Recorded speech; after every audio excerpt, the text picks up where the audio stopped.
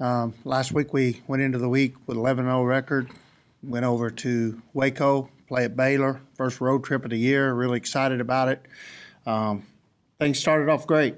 Friday night we opened up with 2 wins. Run rule win over Kent State, 5-2 win over Baylor. Went to bed that night extremely excited about our team, 13-0, and the way we were hitting. I think between those 2 games, we had like 28 hits and 25 runs, 26 runs, and so I felt really good about our ball club. Come out the next day, got behind 2-0 early against North Texas in the first game, and then come back and won 10-2, I believe. Again, felt really good about our offense, really excited about our team. Come out that afternoon with Summer. Want to make sure we got into the championship on Sunday. Started Summer, and it just, we got behind again. And for the first time, our offense didn't respond, and we lost that game 1-5. So come back out. The kids were pretty took it hard. I took it hard. I mean, it was really disappointed. Maybe we all took it too hard. Come out Sunday morning, again, got down 1-0 to Baylor, and just couldn't find a way to fight back in. We finally got it caught up. We started out 1-0, and we gave up a home run, I think, in the 4th, and got down 2-0. And Lexicoma come up with a big senior hit, got us tied up 2-2.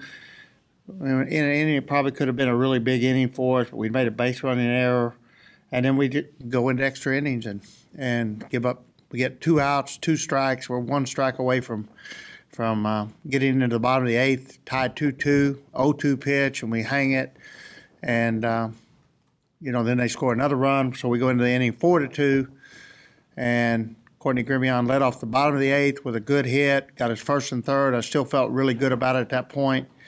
And we just fell short and lost 4-3. So we end the weekend very disappointed with a 3-2 record and 14-2 on the season.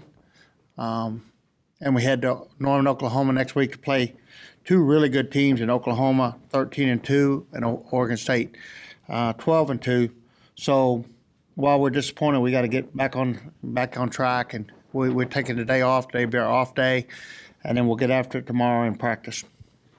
How was the second loss a product of the first loss? I mean, did y'all handle it well? Looking backwards, you have to say no, we didn't handle it well. I know the kids were really disappointed, after the first loss, because as silly as it seems to say, when you're 14-0, you're having kids and you're having coaches that are dreaming about getting into next weekend at Oklahoma undefeated, and it seemed like we were so close. And I had that thought after Friday night. We played so good. I thought, man, we might can get to Oklahoma actually undefeated, and maybe that was a mistake. But those thoughts were there. And then you seem, when you're going as good as we were going offensively, you feel so confident. And so I think maybe we wasn't prepared for the adversity. I think this team's we're riding a lot of emotions. The kids have had a lot. They've been through a lot. They were wanting to win. They've got a lot of motivation to win. They're putting a lot of extra pressure probably on themselves to win because of everything they've been through in the last month. And so I think it makes sense to me that, after the first loss, we went from a really high to a really low moment. And, I wish I could talk to them again before Game 2. I'd say things are maybe a little different. Is that perhaps the biggest takeaway? The biggest lesson maybe learned this weekend? Yeah, you always try to learn from a loss because that's the only thing you can do, and you try to learn from your season. But, we definitely have to bounce back better the next time we lose. We have to respond better. We have to respond better to Sunday's game against Baylor, an overtime loss. And anytime you lose on the road to a quality opponent, a ranked opponent last week, I don't know whether they'll be ranked this week, but they'll be right there if they're not, and on their field. And, I hate that loss, but, also you can't over dramatize it. You mentioned Oklahoma. Just how much of an opportunity does that present to be able to go there and play the Sooners twice? It's a great opportunity to go up there and play Oregon State, who will be ranked again this week as well. And they're playing well. and then Oklahoma. So, we have to be optimistic about that. We get to play again on the road. Hopefully we'll handle the road trip better. I think each time you go on the road, you should get better and get more adapted to it. And, road trips a weekend, you each day and each night you stay in a strange hotel, eating meals that aren't exactly catered to the best of your interest as an athlete. The road trips wear you down a little bit, and we wore down. And I expected that to happen, but I thought we'd be good enough we could overcome it. And this week, with the test we got this week, it's going to be a really hard, long weekend, and we have to be at our best. But the opportunity is definitely exciting to think that we could come out there with a couple wins, maybe even 3 or 4. So what's going to be your message just for the second part of the trip in terms of, you started well this time, so what's your message this time? Here's how we can finish better this time. Really stay resilient, stay attacking. I thought we got a little bit tentative at the plate. I thought we lost our aggressiveness. If you look back at the first loss, 5-1, we only had 3 hits and we didn't draw walks like we need to. Walks are a big part of our game, and then we had 1 stolen base. Even I could have probably been a little more aggressive with Keeley and tried to get another steal, and that was my thought on Sunday morning. We weren't aggressive as a team, so I really wanted to be aggressive against Baylor. We stole 7 bases, and I was aggressive on the base pass, but we weren't aggressive at the plate, and so we'll learn from that and stay more aggressive. Since you don't have like the pressure of perfection anymore, how can you kind of twist that in your favor? Yeah, I thought that Saturday. I thought we lost. Maybe now the kids will have a little less. Maybe that was a result of pressure, but actually I don't think that.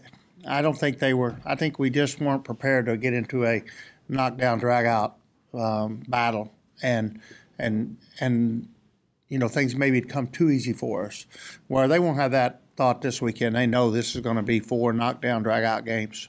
Coach, what are you going to do a little differently this week? You talked about the aggressiveness with your team and your hitters. What are you going to have them work on maybe this week to kind of be ready and stay in that attacking mode all weekend long?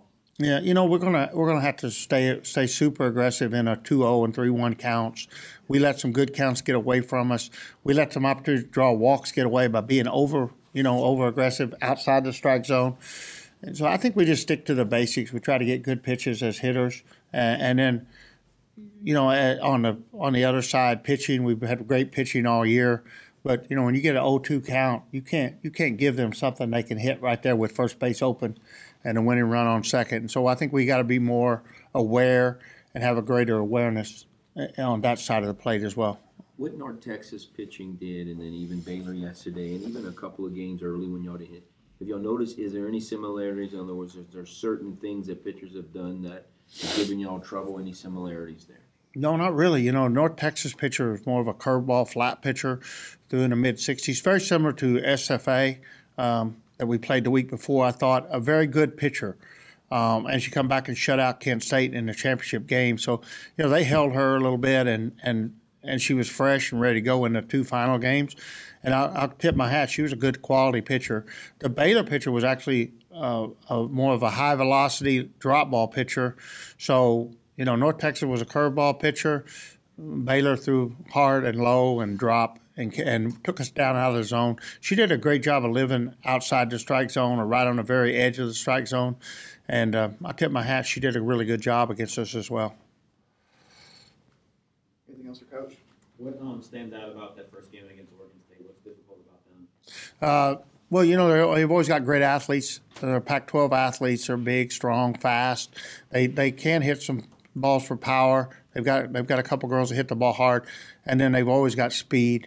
So their pitchers throw hard. They have one really hard thrower, and then they have one girl that spins it well. So they're going to present a really different. We don't know which pitcher we're getting, so we got to be prepared for 2 types of pitchers.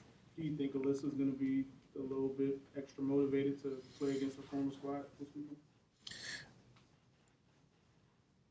I think she'll be excited about competing against, a top 5 team in the country.